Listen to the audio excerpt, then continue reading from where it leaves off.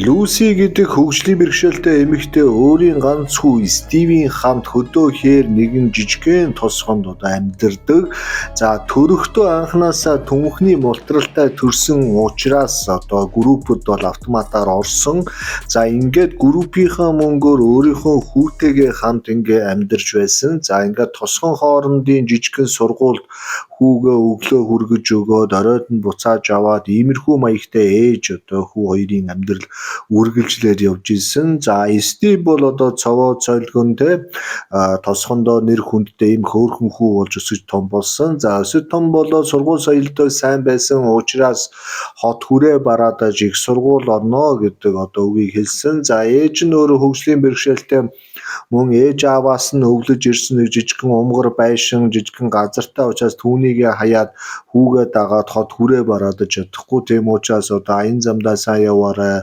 Их сургуулийн дотуур байран тэгээд олон аавын хүүхдүүдтэй айтайхан яваараа минийхөө гэд байдаг хамаг юмаа зээл тавиад ингээд их сургуульд явуулсан. За Стив хүү зуны амралтаараа ээж дээрээ очих гэсэн боловч бас замын зардал бас бус шалтгаанууд байгаа учраас хот хүрээндээ үлдэж ажил хийж бас өөрсдийнхөө орлогыг бол нөхчилсөн. За ээж нь группийн зээл болон үлдсэн тэр гэр орон хашаа барьж байгаа харж байгаа учраас тосгоноосоо хөдөлж чаддаггүй. За хаяа нэг амралтаараа Стив автобусанд сууж өөрийнхөө тосгон доороо ирж нэг 2-3 хончоод ээжтэй нэг харуулчаад тэгээ буцаад явдаг байсан байгаа. За ингээд курс нэмэгдэх тусам Стивийн гэр орондоо ирэх нь бол багасч байсан. Утас шүрмсээр ярихад бол яг харахгүй ажил төрөл хийж байгаа. 1-2 ажлыг өдөртгийн хажуугаар нь сунна амьдрал авах нь нэлээд хэцүү байна гэдэг үг хэлсэн. За яг харахгүй оюутан хүний амьдрал бол үнэхээр хэцүү. Ар гэр нь ээж нь хөгжлийн бэрхшээлтэй учраас ар гэрээс бас нэг ахтар туслаад байдаггүй. За ингээд ямар ч байсан хүсэн хүлээсэн бакалаврын 3 жилд дуусаж Стив хүү өөрийн гэсэн бакалаврын диплом аваад ээж дээрээ явж очсон. За ингээд мэдээж дээд босралтай хүн тосгондоо ажиллаж амьдраад байх ажлын байрч гэж байхгүй тэр аваас ажил төрөлд явна ч гэсэн ойлголт байхгүй. Тэгэхээр буцаад ээжигээ үлдээгээд хот руу явж байгаа. За ээж нь бол хот хүрээнд ирэх юм бол ерөнхийдөө ажиллаж амьдарч чадахгүй давчтаад дуу чимээнээс нь залхаад ар гэр хөдөө тосгонлуугаа яарад ерөнхийдөө явждаг иймэрхүү дүр төрхтэй байсан. За ингээд ээж хүү хоёрын харилцаа он жилүүд өнгөрөх тусам бас ерөнхийдөө нэлээд хөндөрч Стивийн дуудлага залгалт энэ төр бол нэлээд багассан. За ээж нь ч бол яг хүүгээ ингээд өөргөө аваа явж чаддаг учраас итгээд араас нь хүү хай гэж өдөр болгон уцтаад холбоо бариад чаддаггүй.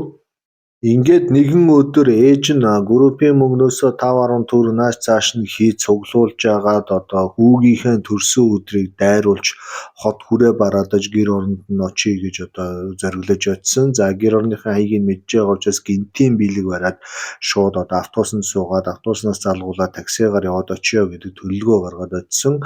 За ингээд хүүгийнхээ амьдардаг дүүргийн гудамж руу такситай ингээ хүүгээ магтаад явж явах үед тухайн гудамжаар дүүрэн янз янзын машин тэрэг тэр замаар багталцаж ядаад явж исэн. За ингээд таксины жолоочийн бас хурдан удаашаа тухайн машинуудтай бүгд эргэлдээд явхад яхаарахгүй хүүгийнхэн гэрийн хаягийн гадаа тэр авийн бүх зогсоолууд дүүрчихсэн. Бөөн хүн амтан найр наадан болж байгаа юм шиг байдал ухацсан. За ингээд гэрийнхэн гадаа буугаад төлбөр тооцоогоо хийчээд яваад очиход яхаарахгүй хүүгийнхэн амьдарж исэн байшинд асар том тийм хүлээ авал тэр тусмаа хурмын үйл ажиллагаа болж байгаа нь бол ойлгомжтой болсон. За тэр тусмаа тухайн байшингийн үүдэн дээр зочдыг хүлээж авдаг хэсэг дээр өөрийнх нь хүү болон хизээж харж байгаагүй тэр бэрийнхэн царай дүрхийг илт хот ингээд харуулсан хурмын болон костюм пижактай ийм сайхан хос хоёрын маш том плакатыг бол өлөгчсөн доор нь бүртгэл тооцоо хийгээд хүмүүсийн биелэг дэрвэрээсээ бүх хүмүүс баяр наадмын байдалтай азаргалтай сайхан байж исэн. За ингээд Одоо яах вэ? Люси гэдэг эмэгтэй бас ихээр баярлаж одоо миний хүү бас хүнтэй сууж байгаа юм байна.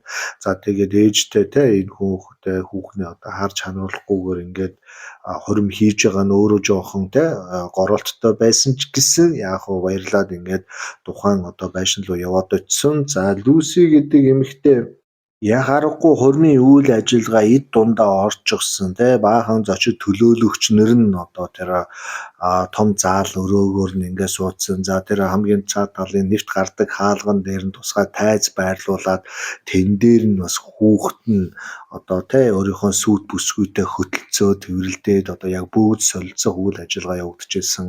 За тэр хурмын гэрчүүд бол найз нөхдүүд нь хоёр талаар тэр тусмаа хүүгийнх нь талаар бол одоо тий хүүгийнх нь найзууд дээрээс нь бас нэг таньж мэдэхгүй настай эмэгтэй 9 шидийн хүмүүс бол байсан. За тэгээд энэ одоо ээж маань өөрөө тосгоноос шууд л одоо тий тосгоныхоо хувцастай ирсэн учраас хувцсундар нь бол энгийн те тосгоны ямар нэгэн баяр ёслолын байдалгүй дээрээс нь өөрөө хөгжлийн бэрхшээлтэй түнхний мултралтай учраас бас те доголж явдаг нэг иймэрхүү жоохон эвгүйхэн хэлэх юм болвол нэг гудамжны ч юм уу те хог дүүдэг эсвэл орон гэргүй баягийн тийм царай зүс бие хаатай те харагдцтай тийм хүн байсан. Тэгээд яг аргагүй хормон дээр ирж байгаа баахан хамгийн гоё дээрээ тавьчихсан хүмүүсийн дэргэд бол нэлээд содон сонио харагдчихсэн. За ингээд байшинлууд өгөх тусам одоо тухайн хормын үйл ажиллагааг хамгаалж исэн хамгаалалтын албаны одоо залуу түүний урд хэр зогсоо тийм одоо хинтээ уулзшаа ямар очтой байлаа гэдгийг асуусан. За тэнгүүд би ингээ хүү дээрээ ирж байна. Миний хүү одоо энэ зурган дээр байгаа өнөөдөр хормоо хийж байгаа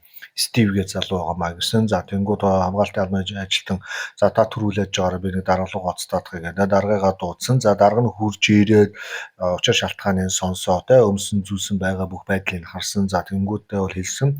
За та одоо ингэж худлаа үний юм яриад байх шаардлага байхгүй байна. Та одоо энэ газраас одоо хурдан холдох хэрэгтэй байна.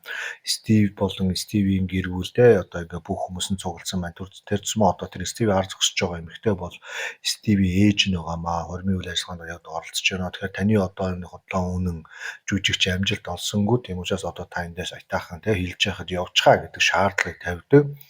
За тэгэнгүүт одоо хүүгийнхээ хормон дээр нь хүүгийнхэн ээж гэж шал өөр хүн зогсож байгаа учраас одоо тухайн одоо ээж бол асар ихээр шоконд орж үгүй наа чи миний хүү байгаамаа одоо миний хүүг дуудаатхаа яаж ч одоо өөрөө очроо олно гэсэн. За тэнгууд намайг хормын үйл ажиллагааг тасалдуулахгүй илүүдтүү те ийм асуудал агуулахгүй тул хөлсөж явцарсан. Тэгэхээр би таныг одоо Стивтэй уулзуулах тийм боломж байхгүй. Хормын дараа ёслын үйл ажиллагааны дараа та уулзч болно гэсэн. За тэнгууд нөгөө ээж нь гайхаад би хүүгийнхээ хормон дээр оролцох ёстой намайг оруул гэдэг. Тэгэл яг аргагүй хоёр хамгаалагч одоо тухайн ээжийн хоёр гарнаас нь суугдах маягтай одоо өргөө толдуулах гэсэн. За ойр хавийн хүмүүс бол хажуугаар нь ам хамраа дараа те цэмцэгнээд өнгөрөөд явж исэн байдаг. За ингээд хормын эндэр дээр байгаа олон зарим одоо наашаараа зогсож исэн хүмүүс одоо гэрлүү ордог төв хаалганы тэнд одоо хамгаалагч нар бас нэг хүнтэй ингээд наачааш ноцолдоод байхад олон хүний одоо анхаарал те ингээд эргэж хараад байсан. За эргэж хараад байгаа учраас бусдууд нь бас дагаж эргэж хараад бас нэг гойлог гойдог хүн ирээд бас нэг хоолунд идэх гэдэг юм үнэхээр байгаа болов эсвэл согтуу хүн юм болов гэсэн байдалтай байсан.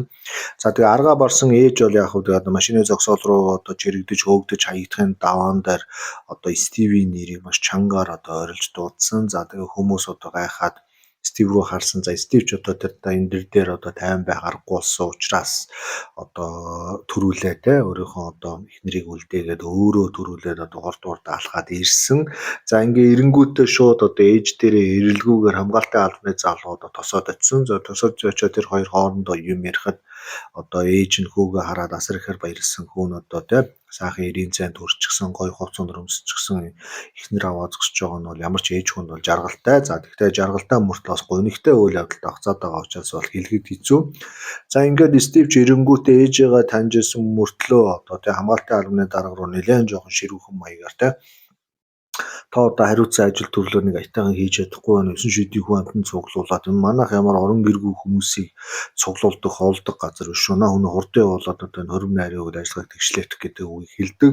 За энийг сонссон одоо нөгөө ээж нь асар ихээр гайхаж одоо өөрийнхөө хүү өөрийг нь орон гэргүй хүн гэж хэлж байгааг ойлгоод асар ихээр гомдож Стив миний хүү чи юу яриад байна? Чи ээжигээ танихаа байчаа юу гэдэг үгийг асар чангаар хэлсэн. За энэ дуу шууганаар одоо тэ энэ дээр байж исэн сүйт бүсгүй маань бас одоо хүрэлцэн ирсэн. Эренгүүтээ одоо тэр бие муутай одоо тэ хувц сундар муутай нэг ядруухан ээжийг хараад тэгээ Стив рүү ахаад нэг харсан. За тэнгүүт одоо Стив нүүр нь одоо минчидл улаагаад одоо тэ нүүр аманд бараагаад аюу хэцүү байдалд орсон. За тэнгүүт одоо түүний найз бүсгүй одоо Карла гэдэг эмэгтэй болон үнэхээр их гайхаж нөхцөл байдлын учрыг тайлах гэж хичээсэн. За тэгээд Стив болохоор эхнэр аваа шууд орё гэдэг. Тэнгүү хамгаалтын албаны залууг бас араас нь төрхрана хүн одоо хурдан холдуул гэдэг шахаад ерөнхийдөө нэлээд тавгуудсан. За тэнгүүт нь одоо Стивийн ээж сүүлийн арга буюу тийм энэ Стив бол миний хүү байгаамаа, миний төрсөн хүү, би өөрөө өсгөж одоо том болгосон. Өнөөдөр хурим найраа хийж байгаа мдээгүй хувц сундар муутай ирсэн миний алдаа боллоо. Намайг энэ хүний ээж биш гэдгийг одоо та нар яагаад бодоод байгаа юм бэ? Би одоо яаж батлах юм бэ? Одоо миний хүүгийн зүүн талын те одоо хонгоныхон доор гуйнд нь одоо нэг сорив байгаа. Би өөр та бүхэнд юу хэлэх юм бэ гэдгийг хэлсэн. За тэгэнгүүт одоо Карла гэдэг сүсгүй маань энэ бүх зүйлийг сонсоод одоо ээж рүүнийг хараад Стив рүүнийг явуул Стив бол үнэхээр тухгүй байдалтай байгаа харагдсан.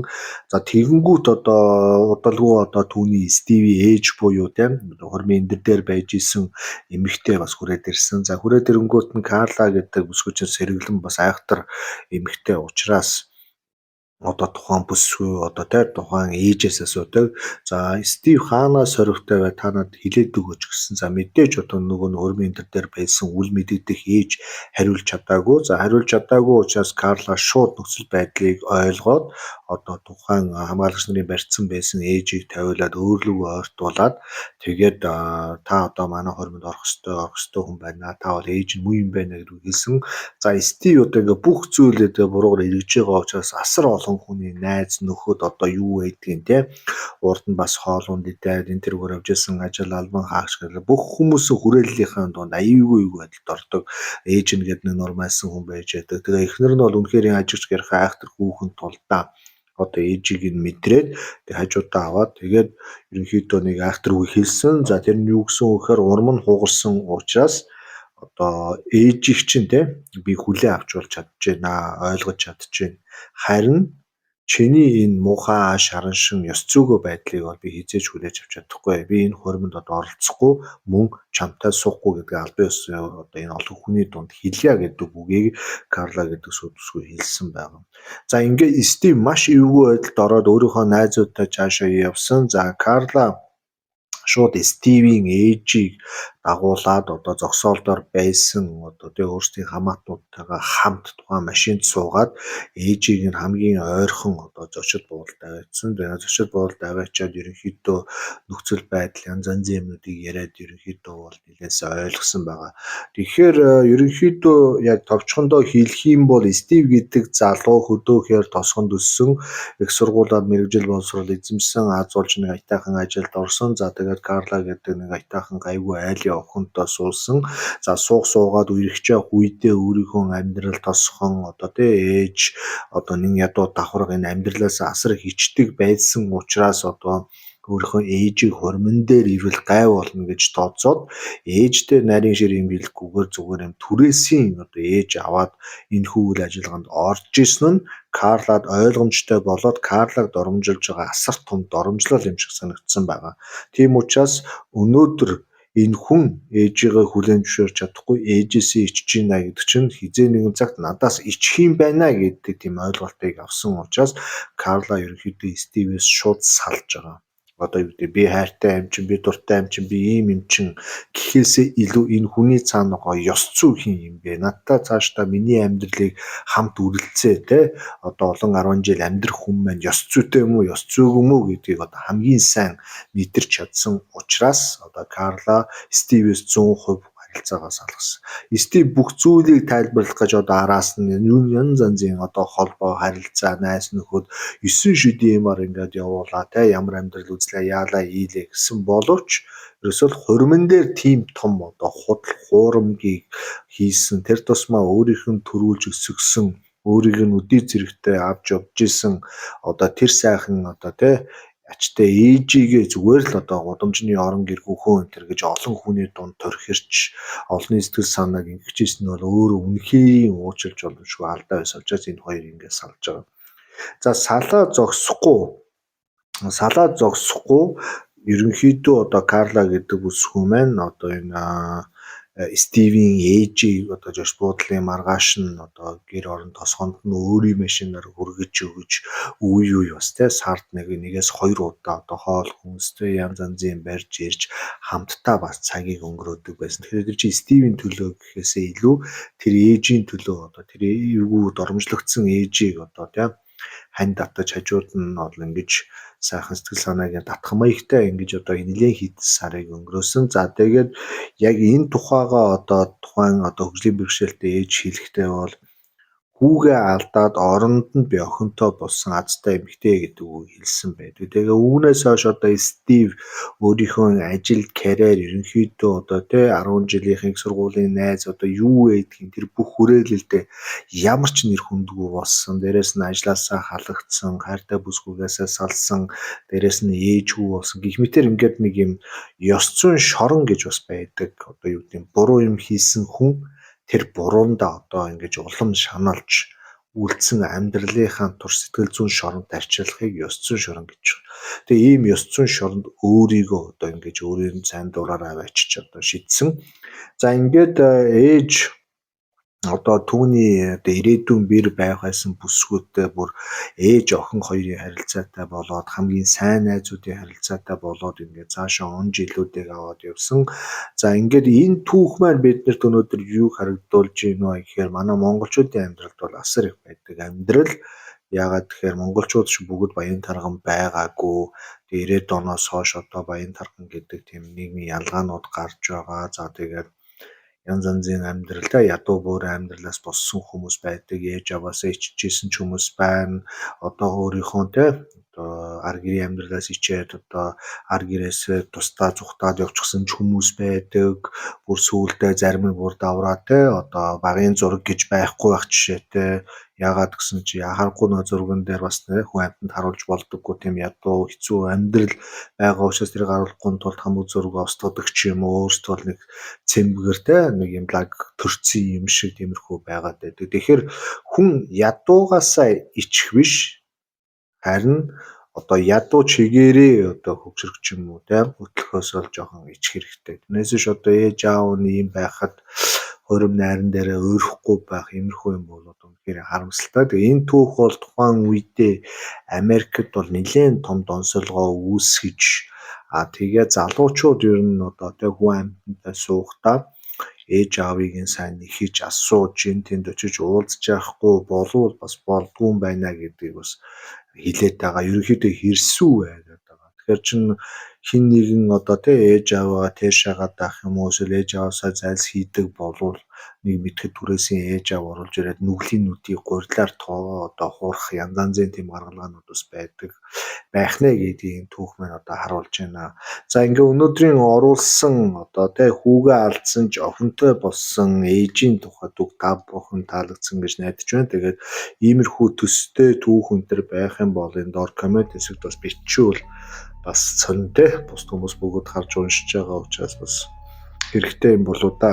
За ингээ өнөөдрийн оруулсан богинохон түүх маань та бүхэн таалагдсан гэж найдаж байна. Тэгээд дардаг барьдаг бүх юмаа сайхан тоолтол дараад гоё түүхөө цугуудаа орж гараад өнгөчөөд хараа явж байгаарай. Тэгээд тун удахгүй дараагийн гоё түүхүүд араараасаа угсраад орж ирнэ.